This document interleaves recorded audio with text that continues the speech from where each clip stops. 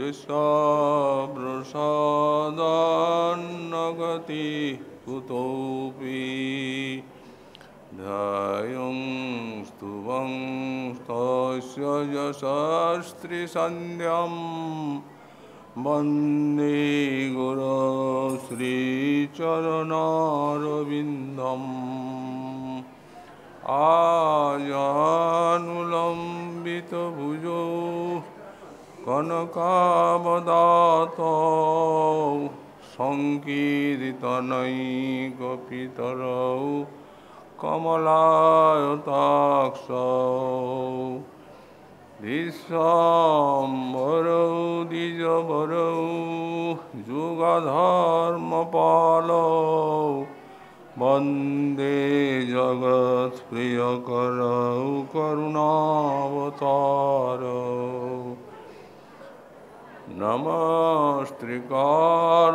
नमस्त्रिकालसत्याय जगन्नाथसुताय च सभृताय सपुत्राय सकलत्राय ते नमः बर्हापीडाभिरामं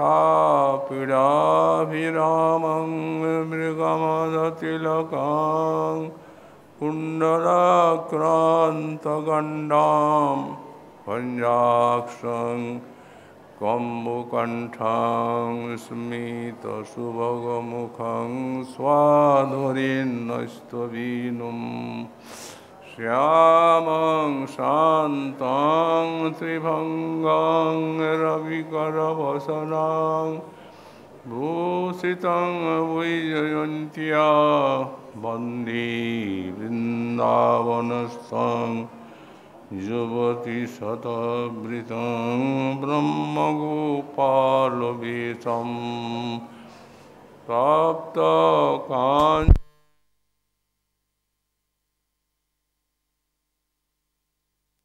प्राप्तकाञ्चनमणीश्वरी वृषभानुसुते देवी तां नमामि हरिप्रिये मूकं करोति वाचालं पङ्गुं लङ्घयति गिरिं यत्कृपातमहं वन्दे परमानन्दमाधवं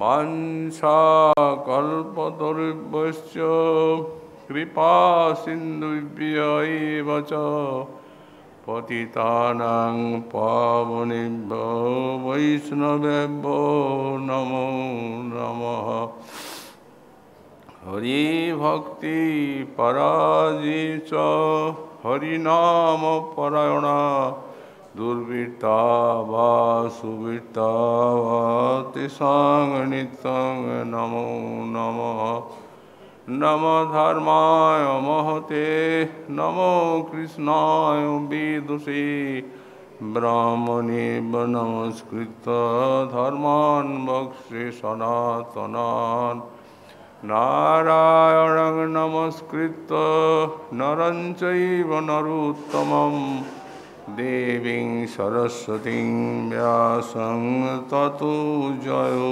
मुदीरयेत् जय रूप सनातन भट्ट रघुनाथ श्रीजीव गोपाल भट्ट दास रघुनाथ ऐछय गोसाईर करे चरण वंदन जहाँ होती विघ्ननाश अभीष्ट पुरन दुर्गमी पतिमेन्धस्य स्खलत्पादगतिर्मुहु सकृपायुष्टिदानेन सन्त सन्तु अवलम्बनम्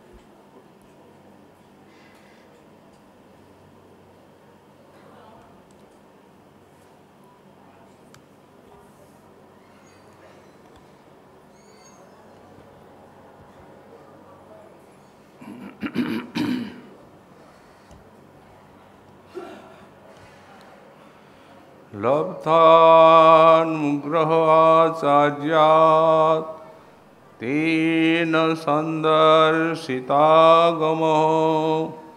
महापुरुषमभ्यर्चेन्मूर्त्याभिमतयात्मनः सर्ववेदांत सार महापुराण श्रीमद्भागवते एकादश स्कंदे तृतीयाध्याये श्री निमि योगींद्र संवादे महाराज निमिर प्रति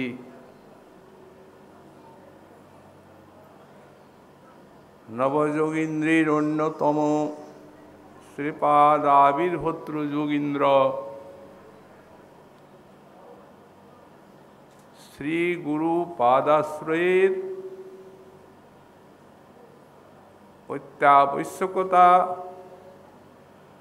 बा एकांत प्रयोजनीयता देखाচ্ছেন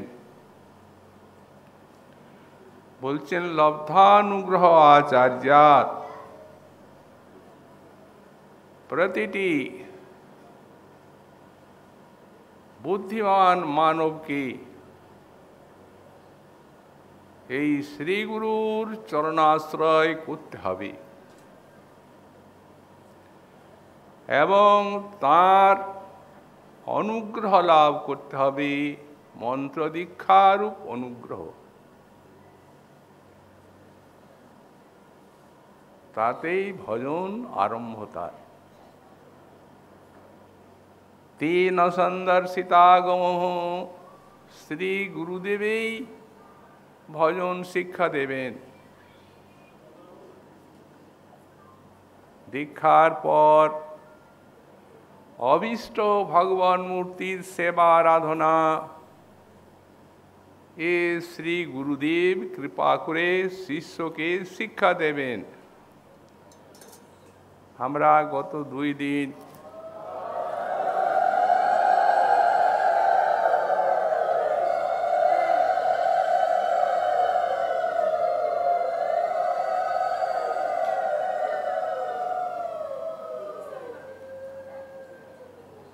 এই শ্লোকের ব্যাখ্যা করেছি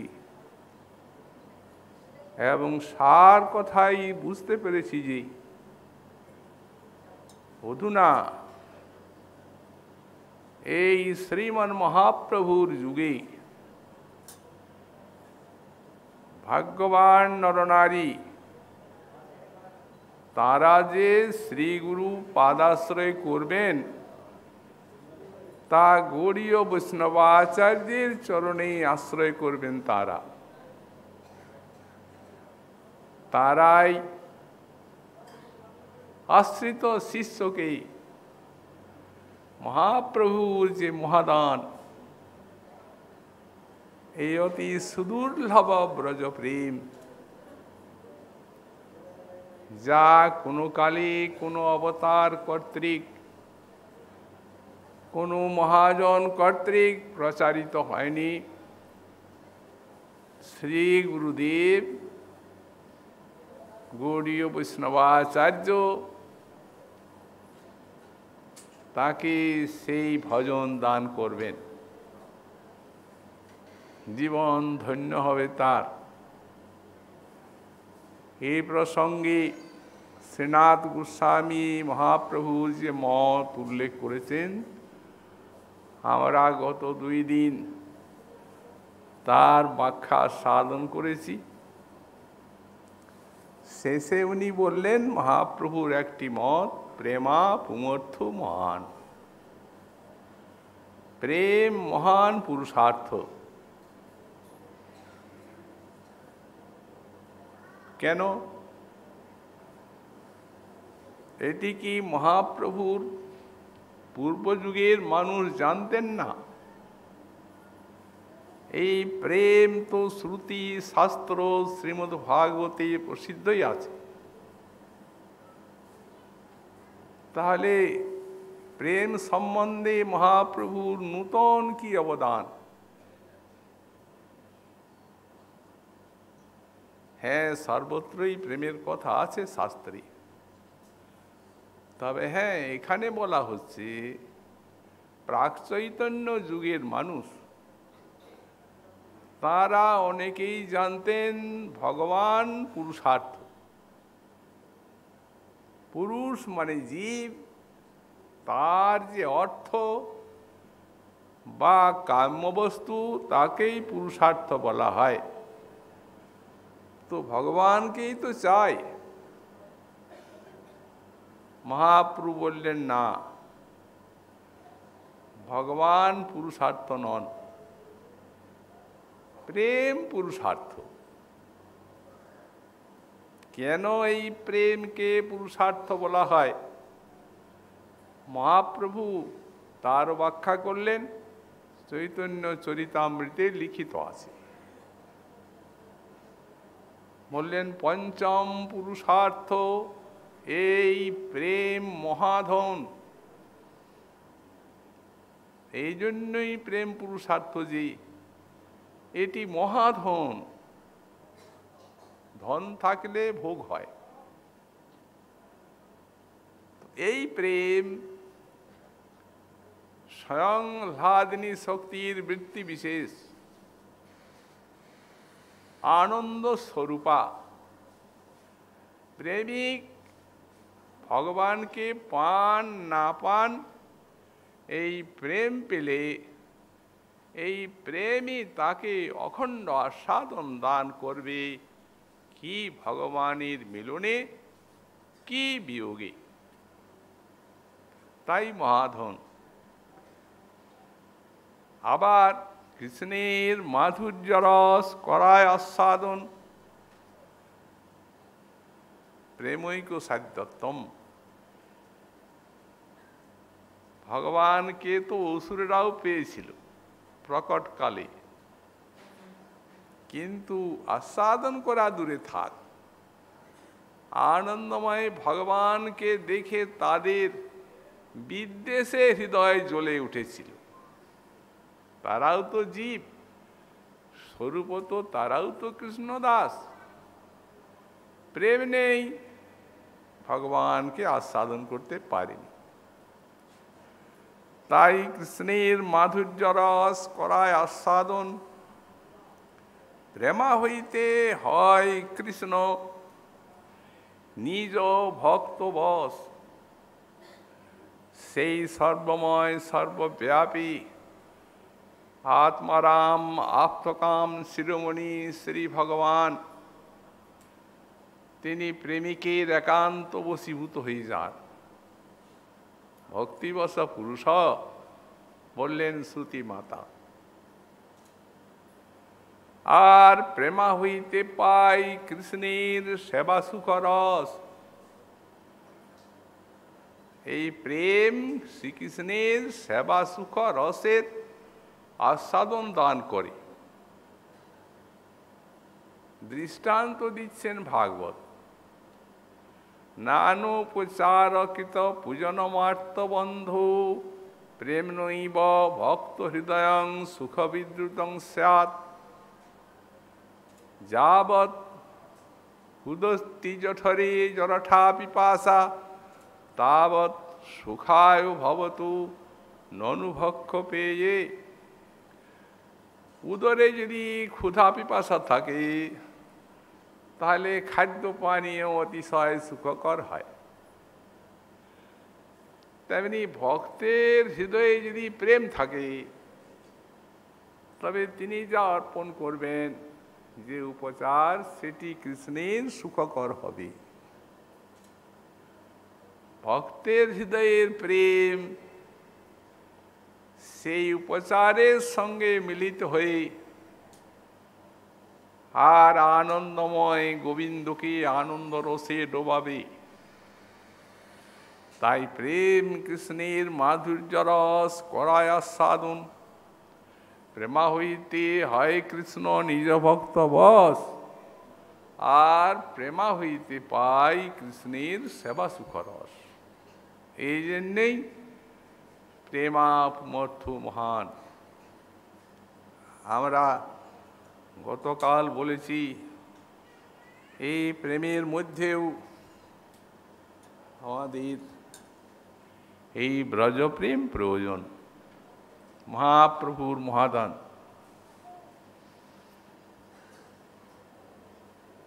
কেবল যে মহাপ্রভু এই প্রেমকে পরম পুরুষার্থই বললেন তা নয়, কিন্তু হেন প্রেম শ্রীচৈতন্য দিল যথাতথা, জগাই মাধাই পর্যন্ত অন্যের কা কথা। মহাপ্রভু এত মূল্যবান বস্তু অকাতরে সব তাঁর যুগের মানুষকে দান করেছেন।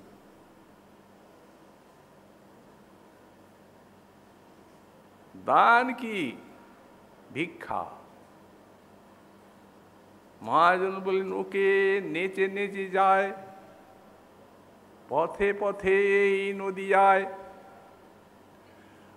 ওকে চলে নেচে নেচে আপনারে বেচে আমাকে কিনে নাও। কি দিয়ে কিনবে তার অর্থটা বলে দিচ্ছি। পথে পথে শুধু প্রেম যেচে যেচে, প্রেম যেচে যেচে দান করছেন, এমন দুর্লভ প্রেম। ভিক্ষা করছি, প্রেম না। যে ভিক্ষা করে সে ভিক্ষা পায়, আর মহাপ্রভুর ভিক্ষা এমনি আশ্চর্য, মহাপ্রভু দেন।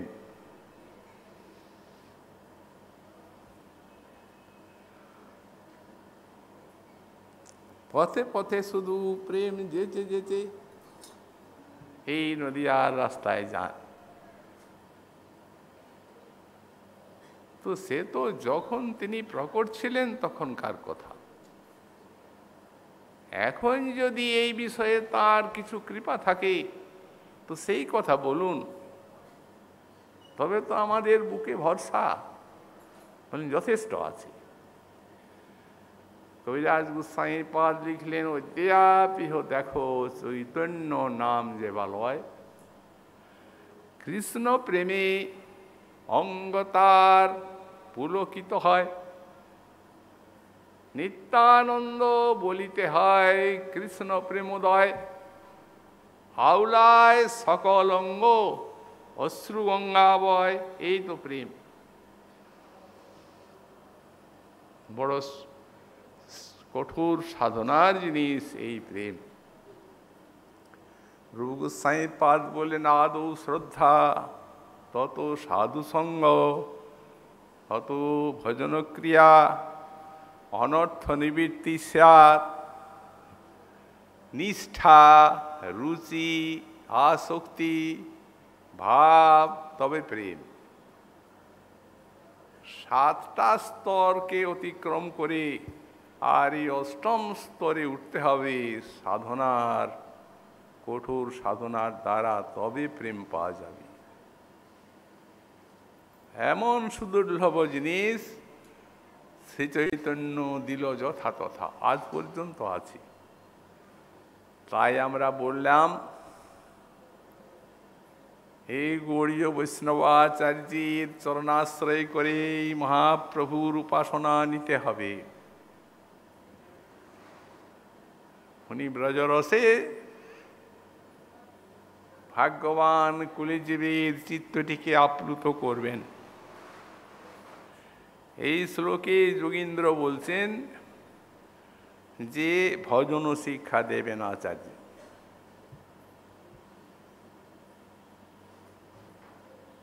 এর পূর্বে তৃতীয় অধ্যায় আছে, তত্র ভাগবতান ধর্মান শিক্ষেত গুর্বাত্ম দৈবত অমায়ানুবৃত্তা জয়ীস্তুস্তেত আত্মাত্মদো হরি। অমায়া অনুবৃত্তা, এই শ্রী গুরুর চরণ সেবা করতে হবে অমায়া, অকপট ভাবে। অনুবৃত্তা সেবয়া, শ্রীগুরু পাদাশ্রয় করে তার চরণ অকপটভাবে সেবা করতে হবে,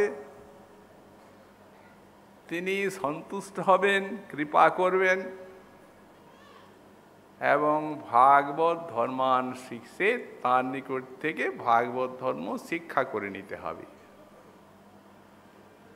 যে ভাগবত ধর্মের দ্বারা ভগবান আত্মদান করে থাকেন, তুষ্যেত আত্ম আত্মাদু হরি, ভগবান শ্রীহরি যে ভাগবত ধর্মে আত্মদান করেন, সেই ভাগবত ধর্ম কৃপা করে শ্রী গুরুদেব শিক্ষা দেবেন। কি সেই ভাগবত ধর্ম? এই যোগীন্দ্র উপাখ্যানে মহারাজ নেমি প্রশ্ন করেছিলেন নবযোগীন্দ্রের কাছে, ভাগবত ধর্ম বলুন, যদি আমার শুনবার সৌভাগ্য বা যোগ্যতা থাকে। প্রথমেই কবি যোগীন্দ্র তিনি নেমি মহারাজের সেই প্রশ্নের উত্তর দিয়েছেন এবং বলেছেন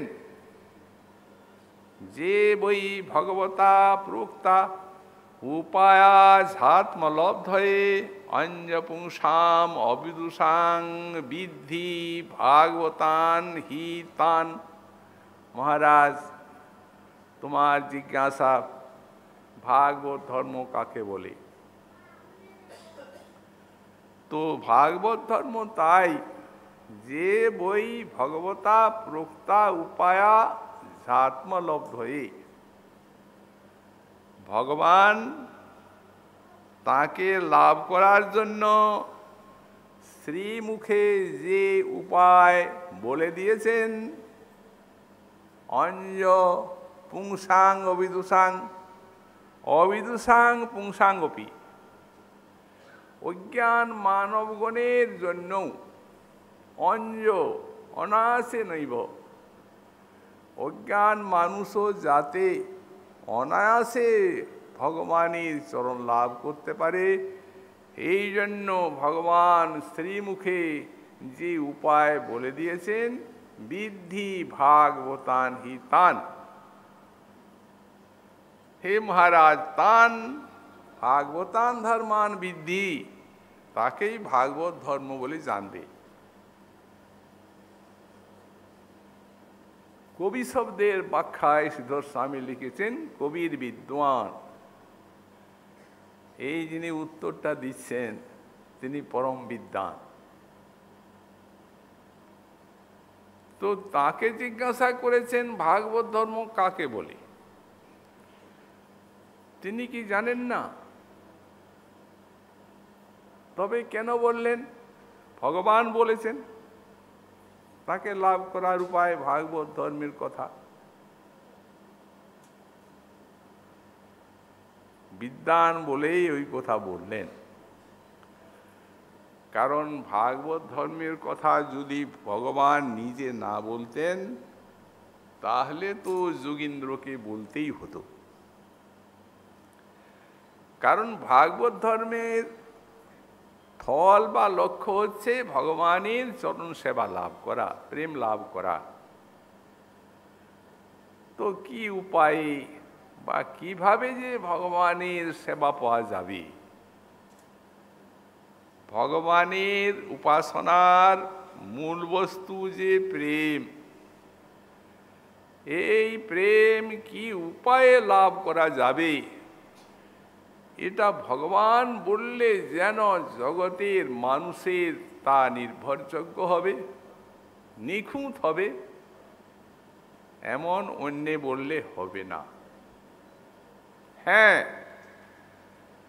যদি ভগবান না বলতেন তাহলে তো যোগীন্দ্রকে বলতেই হতো। কিন্তু উনি বিদ্বান বলে বললেন ভগবান বলেছেন তো, আমি আর কি বলবো। ভগবান শ্রীমদ্ ভাগবত গীতা ইত্যাদি শাস্ত্রে তাকে লাভ করার উপায় বলেছেন। শ্রদ্ধামৃত কথায়ামি শাশ্বত মদনুকীর্তনম परिनिष्ठा च पूजायां स्तुतिभिस्तवनं मम आदर परिचर्यायां सर्वांगैरभिवंदनम मद्भक्त पूजाभ्यधिका सर्वभूतेषु मन्मति। এই ভগবানের শ্রীমুখ উক্তি ভাগবত ধর্ম সম্বন্ধে। উদ্ধব মহাশয়কে বলছেন ভাগবত ধর্ম কি। প্রথমে বলছেন শ্রদ্ধামৃত কথায়াং মে মে কথায়াং অমৃত কথায়াং শ্রদ্ধা। শ্রবণাঙ্গ ভক্তি বলছেন, আমার অমৃত কথাতে শ্রদ্ধা, বিশ্বাস এবং আদরপূর্বক এই ভগবানের কথা শ্রবণ করতে হবে। আদৌ শ্রবণাঙ্গ ভাগবত ধর্মের। কারণ এই ভাগবত ধর্মের অন্যান্য অঙ্গগুলি আগে গুরুমুখে মহতের মুখে শুনতে হবে, তবে তো অন্যান্য অঙ্গগুলি যাজন করার সৌভাগ্য পাবেন ভক্ত সাধক। তাই শৈব আদ্যত্বাৎ শ্রেষ্ঠত্বাচ্চ। শ্রীজীব বললেন এই শ্রবণাঙ্গ ভক্তি, কথা শ্রবণ, শৈব আদ্যত্বাৎ, এই প্রথমে মহাতের মুখের থেকে হরি কথা শুনে সাধক ভগবান কি, ভক্তি কি, ভগবানের করুণা কি, কি উপায়ের দ্বারা ভগবানকে লাভ করা যায়, প্রেম লাভ করা যায়, সবই জানবেন। বললেন জানবেনও, এবং এই শ্রবণাঙ্গ ভক্তি এর শ্রেষ্ঠতা আছে সব ভাগবত ধর্মের অঙ্গগুলির থেকে। কেন আছে তাও বলে দিলেন। বিনা পুণ্যৈস্তেনব তেনৈব কার্য সিদ্ধে। যদি আর অন্য কোনো ভজনাঙ্গ ভাগবত ধর্মের আচরণ করার সৌভাগ্য সাধক না পান, তো এতেই প্রেম লাভ হবে, এই শ্রবণাঙ্গ ভক্তিতে। যে ভাগবতী কথা শ্রবণের জন্য আমরা আজ এখানে একত্রিত হয়েছি,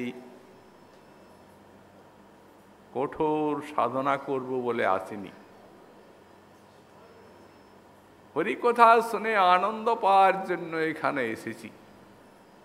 তো এই আনন্দই এর আরম্ভ, এই শ্রবণাঙ্গ ভক্তির, এবং এই আনন্দই ক্রমশ পরিপক্ক হয়ে সাধনাকে পাকিয়ে ভগবানের চরণে প্রেম দান করবে। এই জন্যে বললেন যে কোনো সাধনা হোক, সাধনাতে ক্লেশ, সিদ্ধিতে আনন্দ। কর্মী জ্ঞানী যোগী কঠোর ক্লেশ করেন সাধনার সময়। যতই সিদ্ধির দিকে অগ্রসর হন ততই সাধনা কমে যায়। যখন সিদ্ধি লাভ করেন সাধনার ক্লেশ তার বোঝা নামিয়ে দিয়ে আর সিদ্ধি নিয়ে মত্ত হন। আর এই ভাগবত ধর্ম তার উল্টো। প্রথমেই ভগবান বলছেন মে অমৃত কথায়াম, এই অমৃত পান। কি সাধনায়, কি সিদ্ধিতে, এই আস্বাদন আর আস্বাদন, এই ভাগবত ধর্মের অমৃত কথা। ভাগবতের প্রথমেই লেখা আছে নিগমকল্পতরুর গলিতং ফলম শুকমুখাত অমৃত দ্রব সংযুতম পিবত ভাগবতম রসমালয়ম মুহুরহ রসিকা ভুবি ভাবুকা। হে রসিক, হে ভাবুক ভক্ত, এই বেদ রূপ কল্পতরুর সুপরিপক্ক ফল এই ভাগবত কৃষ্ণ কথা, তা আপনার এই বিশ্বে আপনার নিকটে নেবে আছে। গলিতম ভুবি গলিতম, পৃথিবীতে ভাগবত নেবে আছেন। এ রসময় ফল, ফলও বলেছেন আবার রসও বলেছেন।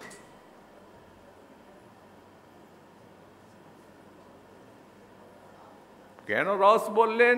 বললেন যেহেতু এতে ফলে যেমন অস্থি বলকল ইত্যাদি হ্যাংস থাকে, এই ভাগবত এই ফলে কোনো হেয়াংশ নেই, এ পুরোটাই রস। অতএব পিবত, ফলটি খাও এ কথা বলেন নাই, পান করুন অমৃত।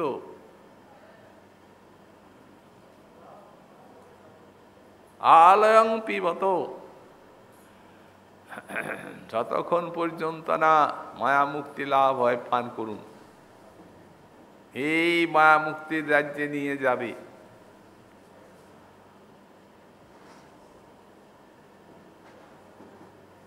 এই যে সাক্ষাৎ এই ফল অমৃত, তা ভাগবতের প্রথমেই দেখা গেল। সুতরাং সবার এই রসে, এই শ্রবণাঙ্গে অনুরক্তি, নির্বৃত তর্ষই রূপগীয় মানাত ভবৌষধাৎ সূত্র মনোবিরামাত কৌত্তম শ্লোক গুণানুবাদাত পুমান বিরজ্জিত বিনা পশুঘ্নাত। এই নিগম কল্পতরুর গলিত ফল এই তন্ময় মুখে বললেন, আর ব্যতিরেক মুখে বলছেন নিগম যে নিবৃত্ত তর্ষই রূপগীয় মানাত, যেসব নারদ ব্যাস সুখ এরা তো জীবনমুক্ত সব, এদের তো কোনো তর্ষা মানে কোনো অভিলাষ নেই, কামনা নেই, মুক্ত। তারা নিরন্তর এই অমৃত পান করছেন।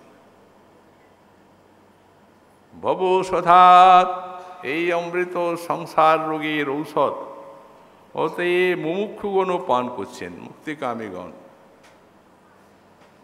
শ্রোত্র মনোভিরামাত, যারা বিষয়ী তাদেরও কানের এবং মনের আনন্দদায়ক।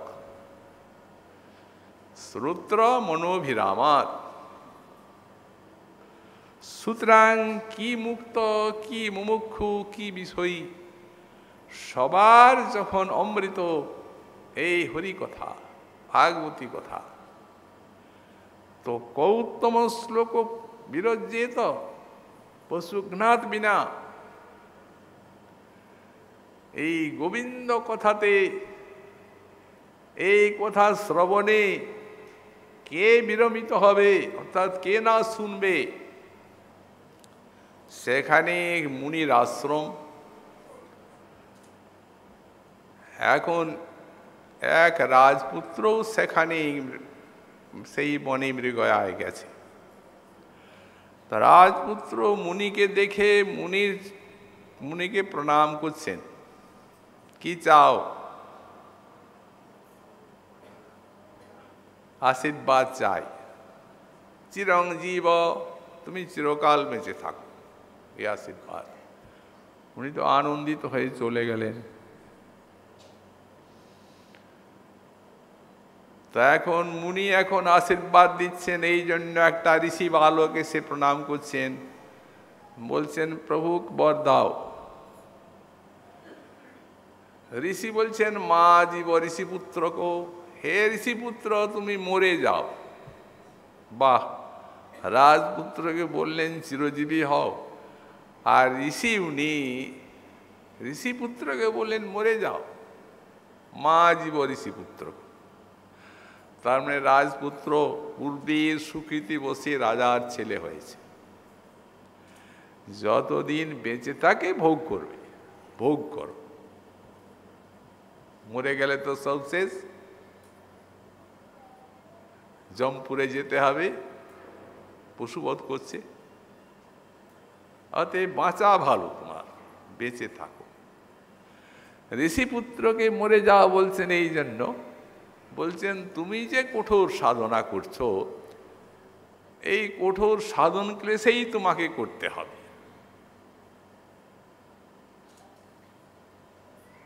যখন মরে যাবে তখন সেই সিদ্ধির রাজ্যে তোমার জন্য আনন্দ অপেক্ষা করছে, তা পাবে, সাধনার ফল পাবে। তারপরে এক সাধু এসেছেন, সাধু প্রণাম করছেন, আশীর্বাদ করুন। উনি বলছেন, জি বাবা মরবা সাধু। বলেন, হে বৈষ্ণব, তুমি জীবিতই থাকো আর মরেই যাও, তোমাকে আমি আর কি বর দেব, তুমি নিজের গুণে ধন্য, দুই দিকেই তোমার আছে। ব্যাদ প্রণাম করছে, প্রভু বর দাও। উনি বলছেন, মা জীব মা মর, তুমি বাঁচবেও না আর মরবেও না। তার মানে রাজপুত্রের এইখানে আছে, সেইখানে নাই, মুনিপুত্রের এখানে নাই, ওখানে আছে, আর ব্যাধের এখানেও নাই, ওখানেও নেই, কোথাও নেই। আর যিনি ভজন করছেন তার এখানেও আছে, শ্রবণ কীর্তন আনন্দ সামৃত আস্বাদন, আর মরণের পরে প্রেম ভগবানের সেবা। এই শ্লোকটি দৃষ্টান্ত দিচ্ছেন এবং লিখছেন যে বিষয় সুখেপি তাৎপর্যং নাস্তি, যে এই হরিকথা বিমুখ তার বিষয় সুখও নাই, কারণ এ সাক্ষাৎ অমৃত। সর্বত্রই ভাগবতে অমৃত বলে উল্লেখ করা আছে। এমনকি ব্রজদেবীগণ সাক্ষাৎ তাঁদেরও শ্রীমুখে এই কৃষ্ণ কথাকে অমৃত বলে উক্তি দেখতে পাওয়া যায়। তব কথা অমৃতম, তোমার কোথায় অমৃত, কৃষ্ণকে বলছেন।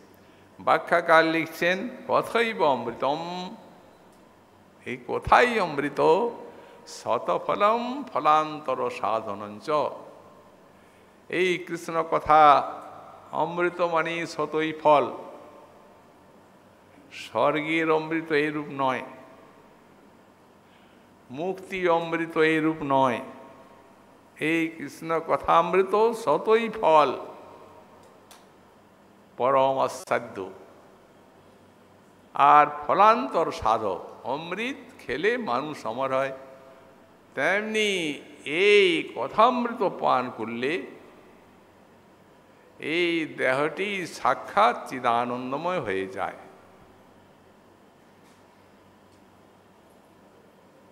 দীক্ষাকালেই তো তা হচ্ছে, সদ্গুরু চরণাশ্রয়ে।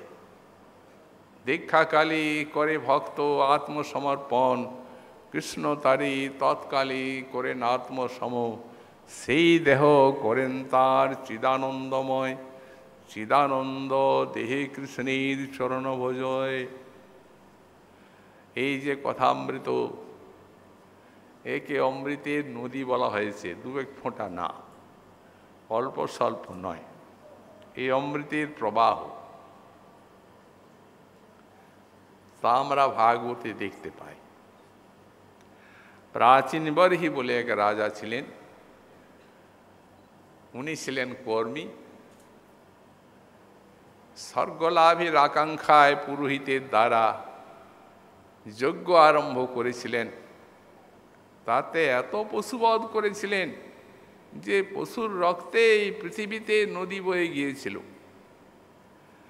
দেবর্ষি নারদ এই কাণ্ড দেখে তার একদিন শতপ্রবৃত্ত হয়ে তার যজ্ঞস্থলে গেলেন। মহারাজ কি করছেন? বললে, এই তো ধর্মকর্ম নিয়ে আছি, যাগযজ্ঞ করছি, মরণের পর অক্ষয় স্বর্গ লাভ। রাজন, স্বর্গ অক্ষয় হয় না, ক্ষীণে পুণ্যে মর্ত্যলোকং বিশন্তি, পুণ্য ক্ষয় হয়ে যায়, আবার জন্মাতে হয়। আর এই যে পশুগুলি বধ করেছেন না, এই পশুগুলো আপনাকে ততবার বধ করবে। আপনাকে পশু হয়ে জন্মাতে হবে, ওরা মানুষ হবে আর আপনাকে বলি দেবে। ততবার লক্ষ লক্ষ পশু। তাহলে আমার কি উপায়? ভয়ে হৃদয়টা ভীত হয়ে পড়ল। তখন শরণে শরণাগত হলেন, বললেন, মহারাজ উপায় আছে, যদি আপনি উপায়টা অবলম্বন করেন। অবশ্য করব। মহারাজের মনে হচ্ছে, এই হাজার হাজার বন ঘি পুড়িয়েছি, এত পশু বধ করেছি, তার ফলে যদি এই পশুদের হাতে আবার মরতে হয়, তাহলে এর থেকে রক্ষা পাওয়ার জন্য আবার কত করতে হবে। ঋষি বললেন, কিচ্ছু করতে হবে না আপনাকে। আপনি ভাগবত কথা শুনুন।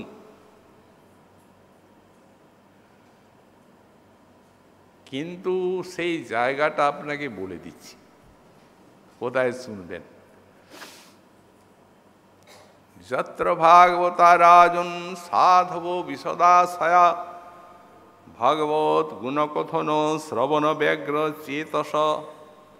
মহারাজ, যেখানে অনেক ভক্ত বসে আর ভাগবতী কথা রস আস্বাদন করছেন, তাদের সেই সভাতে যান। সভাতে যেয়ে বসুন, নিজের স্থানে সাধুদের সামনে বসবেন না, পিছনে বসবেন। আপনার যোগ্যতা জেনে তাদের আস্বাদনের, আপনার তো হরিকথা আস্বাদনের যোগ্যতা নেই, কারণ আপনি কর্মী,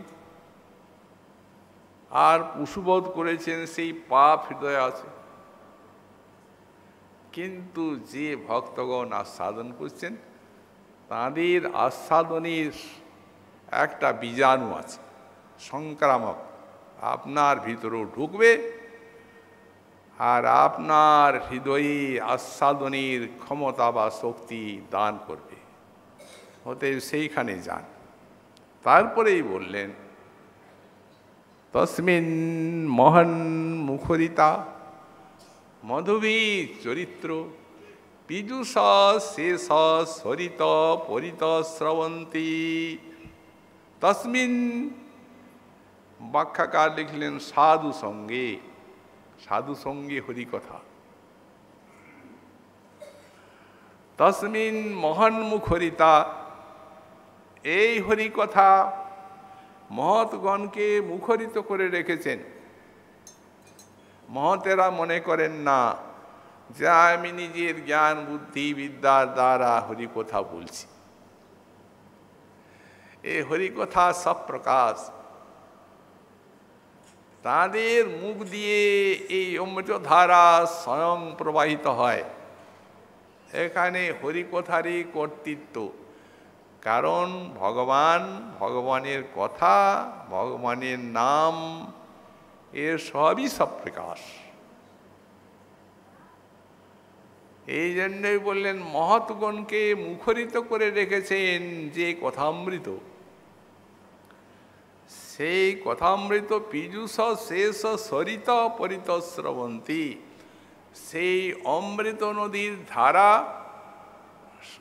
অমৃত সার, মানে স্বর্গের অমৃতের মতো নয়, এই অমৃত সার নদীর মতো চারদিকে বইছে, পরিত, চতুর্দিকে। নদী তো সামনেই বয়ে যায়, একদিকেই বয়, চতুর্দিকে কি করে বইবে? এই নদী এমনি, এই হরিকথারূপ অমৃতের নদী। সামনেও যারা আছেন শুনছেন, এ পাশে আছেন তারাও শুনছেন, পেছনে যারা আছেন তারাও শুনছেন। হতে পরিত স্রবন্তী, তা যে পিবন্তী বিতিশন রিপু গাঢ় কর্ণই, এ গাঢ় কর্ণে এটিকে পান করতে হবে। পিপাসিতই কর্ণই, পিপাসিত কর্ণে যারা পান করেন, অলং বুদ্ধি শূন্য হয়ে, অনেক শুনেছি ভাগবত কথা, আর কি শুনব, তা নয়, এই সাধু সাধু পদে পদে। যত আস্বাদন করা যায় তত পিপাসা, আর যত পিপাসা তত আস্বাদ। এই জন্যেই শ্রদ্ধামৃত কথায়ামি সৎসৎ মদনুকীর্তনম, এবং নিরন্তর আমার নাম কীর্তন করা। ভগবান বলছেন আমরা যে যুগের মানুষ, এখানে এই হরিনামই হচ্ছে যুগধর্ম। এই জন্যেই কলির এত প্রভাব, আর এই জন্যই বুদ্ধিমানগণ এই কলিকে খুব আদর করেন। কলিং সভাজন তাজ্যা গুণজ্ঞা সার ভাগিন যত্র সংকীর্তনে নৈব সর্বস্বার্থ বিলভ্যতে। ওই যে ঋষি যোগীন্দ্র, তারা যুগধর্ম বলছেন কলির, বললেন মহারাজ কলিকাল যা আছে, এই কলিকালের যুগধর্ম বলি। কলিকালকে এই সত্যতেতা দাপরের মানুষও খুব প্রশংসা করে থাকে। কলিং সভাজন তাজ্যা, তারা যারা গুণজ্ঞ, যারা সারগ্রাহী, যত্র সংকীর্তনে নৈব, যেখানে সংকীর্তনের দ্বারাই সর্বস্বার্থ লাভ করা যায়। এই নাম সংকীর্তন। একে তো এই নাম সংকীর্তন সর্বসাধ্য সাধন সার, সাধ্য শিরোমণি। কারণ নাম এবং নামই অভিন্ন, কোনো ভেদ নেই। তাই ঋষি বলেছেন ন ছত পরম লাভ দেহিনাং ভ্রাম্যতামিহ। যে সমস্ত জীব এই দেহদৈহিকাদি নিয়ে মত্ত হয়ে আছে, সংসার মরুতে ভ্রমণ করছে, সংসার মরুকান্তারে কত কত ত্রিতাপ জ্বালায় মরছে যারা, তারা যদি সদ্গুরুর নিকটে নাম পায়, হরিনাম, তো এর থেকে আর বড় লাভ কিছু নাই। ন হি অতঃ পরম লাভ। আমরা বলবো যে নাম দিলেন গুরুদেব, নাম সাধনা করব, ভজন সাধন করে প্রেম লাভ করব, কত জন্ম যাবে, তবে তো লাভ হবে আমার। বললেন না, নামটা পেলেন তো ভগবানকেই পেয়ে গেলেন। ন শত পরম লাভ দেহিনাং ভ্রাম্যতামিহ যত বিন্দেত পরমাং শান্তি নস্থিত সংস্মৃতি। এতে পরমা শান্তি লাভ করা যায়। সংস্মৃতি যে জন্ম মরণের ক্লেশ, সেও শেষ হয়ে যায়। এই নাম সংকীর্তন। কলৌ তু ভগবতা কৃপয়া তদ্গ্রাহ্যত ইতি অপেক্ষৈব তত্র তৎপ্রশংসেতি স্থিতম।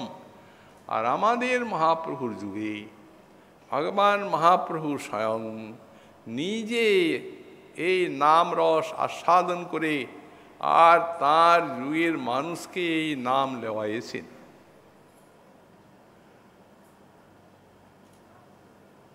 নাম রস যেন মূর্তিমান। নাম কীর্তন করতে করতে মহাপ্রভু চলেছেন। অষ্টসাত্ত্বিক অদ্ভুত বিকার, ননী গঙ্গা যমুনার ধারা, দেহে কদম্ব কেশরীর মতো পুলক, নাম কীর্তন করতে করতে মূর্ছিত হয়ে পড়ছেন। আস্বাদনের ভার সহ্য করতে পারছেন না। নাম রস যেন মূর্তিমান। এই জন্য আমাদের মহাপ্রভুর যুগে ভগবতা স্বয়ং তদ্গ্রাহ্যত, স্বয়ং আস্বাদন করে আর আমাদিগকে নেওয়াচ্ছেন। এই জন্য এই যুগে নামের এত প্রশংসা। তারপরেই জীবী গোস্বামীপাদ লিখলেন, অতএব যদন্যা ভক্তি কলো কর্তব্যা তৎসংযোগে নৈব। এই জন্যেই ভাগবত ধর্মের শ্রবণাঙ্গ করুন, তারপর স্মরণাদি মননাদি করুন। অন্যান্য যে অঙ্গ করবেন, নাম সংকীর্তনকে বাদ দেওয়া যাবে না। তৎসংযোগে নৈব, নাম সংকীর্তনের সহযোগেই এই ভাগবত ধর্মের অঙ্গগুলি যাজন করতে হবে। কারণ ভগবান নিজের সঙ্গে এই বস্তু নেওয়াচ্ছেন। তবে একটা কথা আমাদের জানার এবং বোঝার, ব্যাখ্যাকার বললেন রুচির সঙ্গে নাম কীর্তনটি চাই। রুচি, আমরা প্রশ্ন করব, রুচি তো আসে না। কীর্তন নাম কীর্তন করে যাচ্ছি, কোনো আস্বাদন পাওয়া যায় না, যন্ত্রের মতো কেবল জিহ্বা হরি নাম কীর্তন করছে। এখন এই রুচিটি লাভের কি উপায়? এই রুচি লাভের উপায় হচ্ছে ওই যে কথা বলেছেন, যে ওই শ্রদ্ধা শব্দ দিয়েছেন। প্রথমে শ্রদ্ধাস্তদ অনুকীর্তনম, শ্রদ্ধা অর্থাৎ আদরের সহিত প্রীতির সহিত নাম কীর্তন করতে হবে, নামকে ভালোবাসতে হবে। স্বয়ং ভগবানই তো রাম রূপে অবতীর্ণ হয়েছেন। শুধু অবতীর্ণ হয়েছেন তাই নয়, ভগবানের নামে ভগবানের আনন্দরূপতার অভিব্যক্তি আছে। রসটা ভগবানের ওই নামে এবং লীলাতে আস্বাদন হবে। কিন্তু জন্ম জন্মান্তরের বা এই জন্মের কিছু অপরাধ থেকে যায়, এই বাধক। এই অপরাধগুলি অনর্থ বাধা দেয়। আর যদি আমরা সেই সকল অপরাধ না করি, যেমন এই সাধু নিন্দা, নাম সহ্য করতে পারেন না, যেমন গুরুদেবের অবজ্ঞা, মনুষ্য বুদ্ধি, এ এক অপরাধ। মহাদেব অন্য শক্তিসিদ্ধ ঈশ্বর, কৃষ্ণ অন্য শক্তিসিদ্ধ ঈশ্বর, এইরূপ মনে করলে নাম অপরাধ হয়। শ্রুতি শাস্ত্রে নিন্দা করলে নাম অপরাধ হয়। কর্মজ্ঞান যোগীর যা ফল, নাম কীর্তনেরও তা ফল, এইরূপ মনে করলে নামাপরাধ হয়। অর্থবাদে নামাপরাধ হয়, বৈষ্ণবতার ঘাতক। অর্থবাদ কাকে বলা যায়? কেউ যদি মনে করেন নামের যে এত মহিমা আছে, তা কেবল নামে জগতের জীবের মতি আনার জন্যই শাস্ত্র মহাজন লিখেছেন, আসলে এত মহিমা নাই, এইরূপ যদি কেউ মনে করেন তাহলে বৈষ্ণবতা শেষ। বলা হচ্ছে না এক কৃষ্ণ নামে করে সব পাপক্ষয়, আর কৃষ্ণ নাম লইতে কৃষ্ণপদে প্রেম উপজয়। হেন কৃষ্ণ নাম যদি জীব লয় বহুবার, তবু যদি নহে প্রেম নহে অশ্রুধার, তবে জানি অপরাধ তাহাতে প্রচুর, কৃষ্ণ প্রেম বীজ তাহে না হয় অঙ্কুর।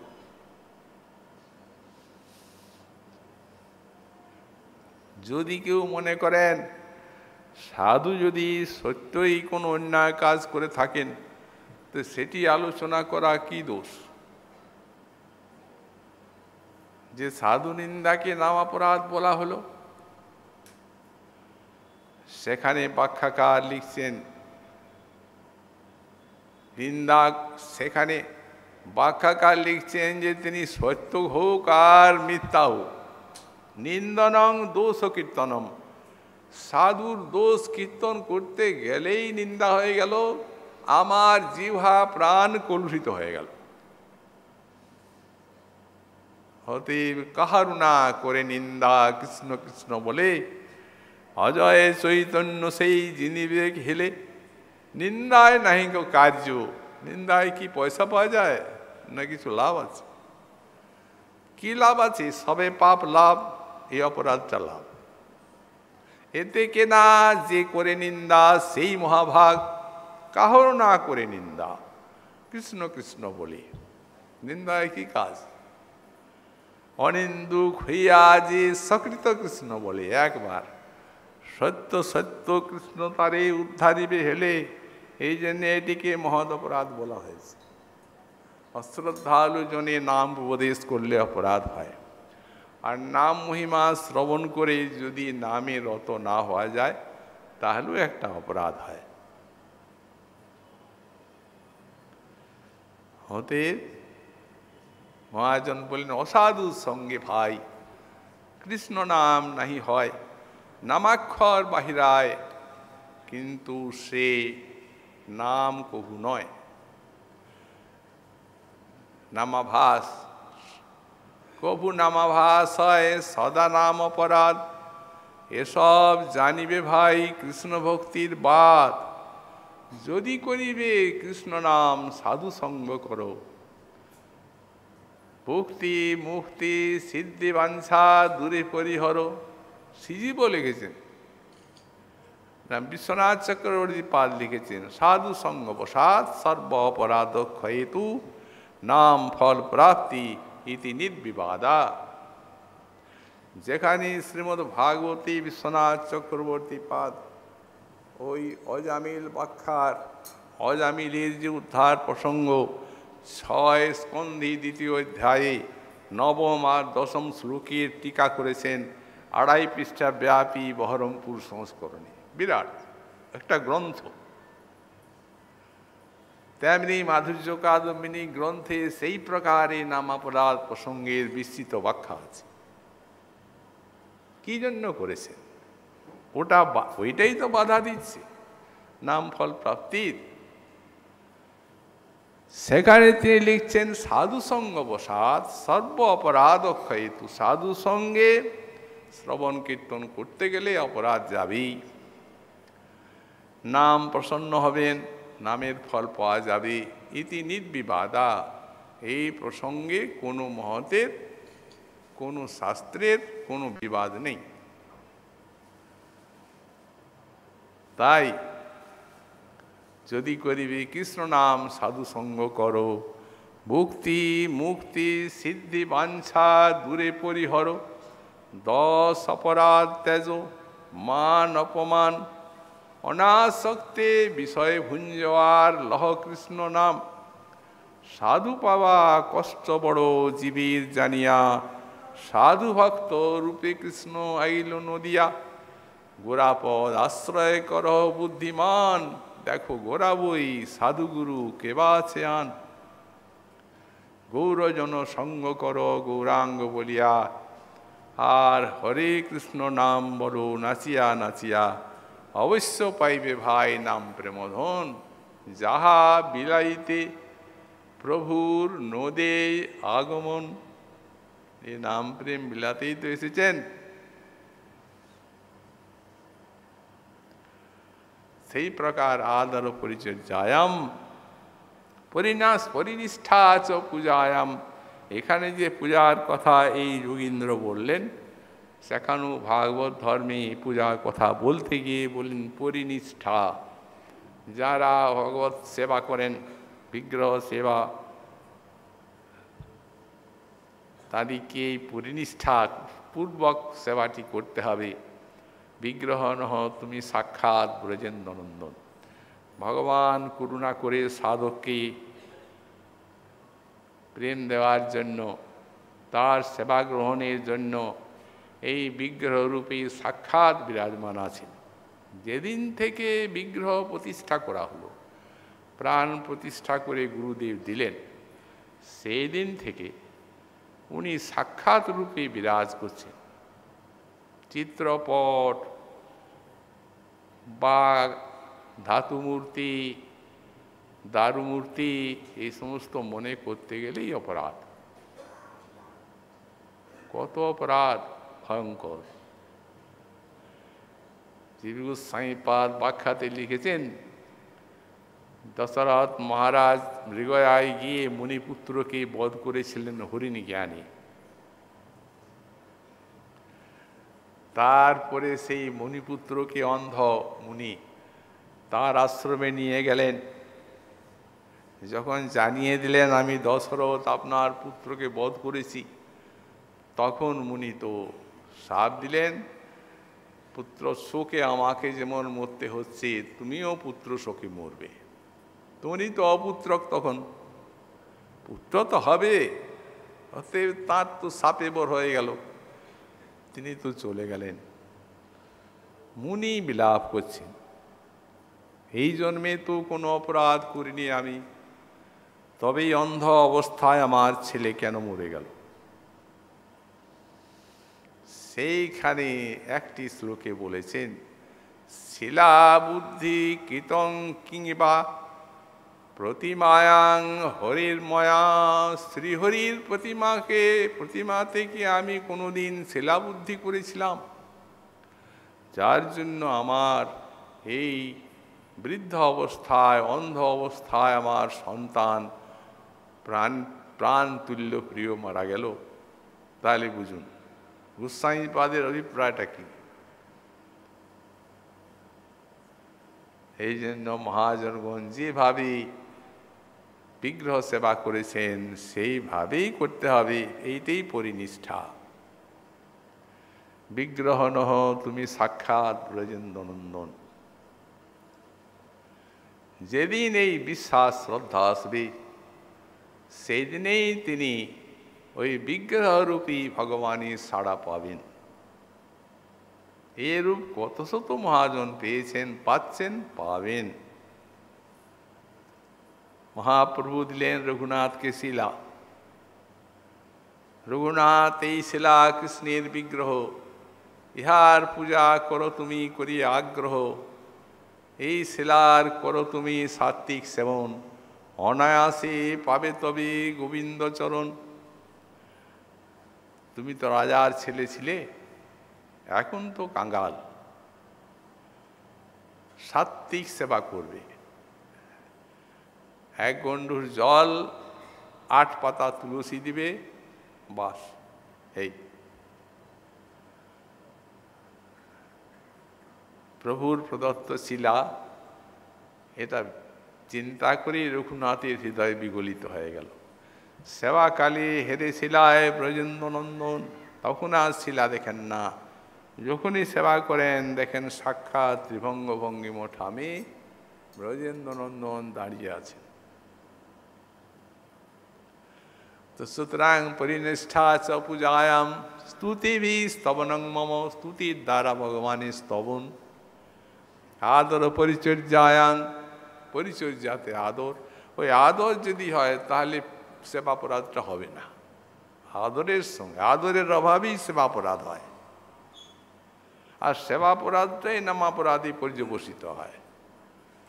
এই জন্য আদর পরিচর্যায়াম সর্বাঙ্গৈর অভিবন্দনম, এটি বন্দনাঙ্গ। এই বন্দনাঙ্গ সম্বন্ধে আমাদের গোস্বামীপাদ ভাগবতী শ্লোক দৃষ্টান্ত দিয়েছেন। তত্তেন কম্পাং সুসমীক্ষমানু ভুঞ্জান এবাত্মকৃতং বিপাকম হৃদিবাগ পপুভির্বিদধ্বন নমস্তে জীবিত মুক্তিপদী সজায় ভাগ। ভগবানের অনুকম্পার দিয়ে চেয়ে থাকতে হবে, নিজের কর্মফল ভোগ করতে হবে। তার জন্যে কোনো ভগবানের নিকটে প্রার্থনা করতে হবে না, সুখ দুঃখ যা আসুক। কায় মনোবাক্যে ভগবানের চরণে প্রণত হয়ে আর এই জীবন অতিবাহিত করতে হবে। বন্দনাঙ্গ মানে নমস্কারার্থী, এবং ভগবানের চরণ নমস্কার করতে হবে। তাহলে তিনি ভগবানের চরণ প্রাপ্তির দায়ভাগ হবেন, উত্তরাধিকারী। যেমন পিতৃ সম্পদের সন্তান অবশ্য উত্তরাধিকার প্রাপ্ত হন, কেউ ঘুচাতে পারবে না। সর্বাঙ্গৈর অভিবন্দনম মদ্ভক্ত পূজাভ্যতিকা সর্বভূতি সুমন্মতি। আর ভগবান বলছেন আমার ভক্তের পূজা আমার থেকে বেশি করে করতে হবে। মদ্ভক্ত পূজা অভ্যধিকা সর্বতো অধিকার। কেন এই কথা বললেন? তার পূজাতেই তো প্রেম প্রাপ্তি। ভগবানের করুণার ধারা দুই রূপে এই জগতে এসেছে, একটা সাধু, একটা গুরু। এই দুটি ভগবানের মূর্ত করুণা। অতএব মূর্তিমান করুণাকে বাদ দিয়ে আর যারা ওই পরোক্ষ করুণার অনুসন্ধান করতে যান, তারা বিড়ম্বিত প্রাণ, তাদের জীবন বিড়ম্বিত। তো মূর্তিমান কৃপা গুরু আর সাধু, এই জন্য মদ্ভক্ত পূজা ভধিকা সর্বভূতে সুমন্মতি। আর সব জীবে যে আমি আছি এই গান রাখা চাই। জীবে সম্মান দিবে জানি কৃষ্ণ অধিষ্ঠান। তারপরে স্মরণ মননাদি যা কিছু আছে ওলা পুরুষাধ্য নয়, চিত্ত নির্মল হলে এর দ্বারা শরণাঙ্গ ভজন আদি আপনি আসবে। জোর করে কেউ তা করতে পারবেন না, এইগুলি করতেই হবে। এই ভাগবত ধর্ম। এবং ধর্ম মনুষ্যানাং উদ্ধব আত্মনিবেদনাম। হে উদ্ধব, এই আত্মনিবেদনকারী সাধকের এই হচ্ছে ভাগবত পরম ধর্ম।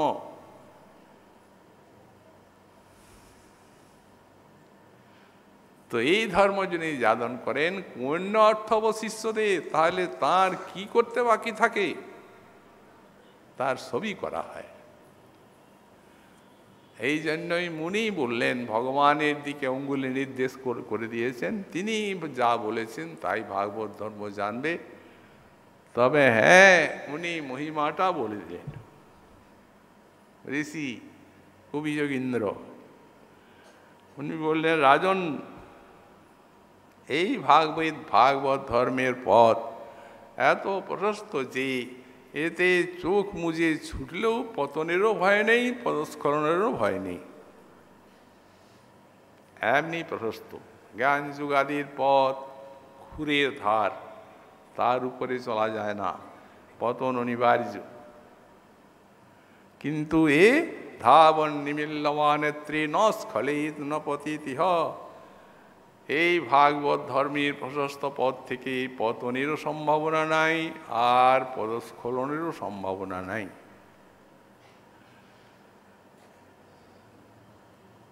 তো সুতরাং এই ভাগবত ধর্মের শিক্ষাটি করতে হবে সদ্গুরুর আশ্রয় করে, গৌড়ীয় বৈষ্ণব আশ্রয় করে এই ভাগবত ধর্ম সাধক শিক্ষা করবেন, যাজন করবেন।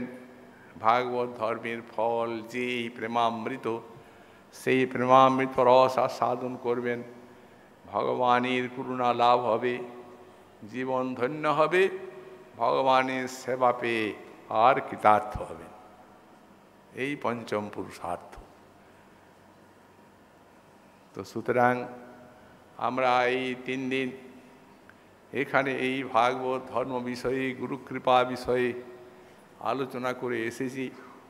শ্রী ভগবানের চরণে, শ্রী গুরুপাদ পদ্মে আমাদের প্রার্থনা, যাতে আমরা এই ভাগবত প্রদর্শিত ভাগবত ধর্ম অবলম্বন করে জীবনকে ধন্য করতে পারি, এই প্রার্থনা করে আর আজকার এই ভাগবতী কথা আমরা এখানেই সমাপ্ত করলাম।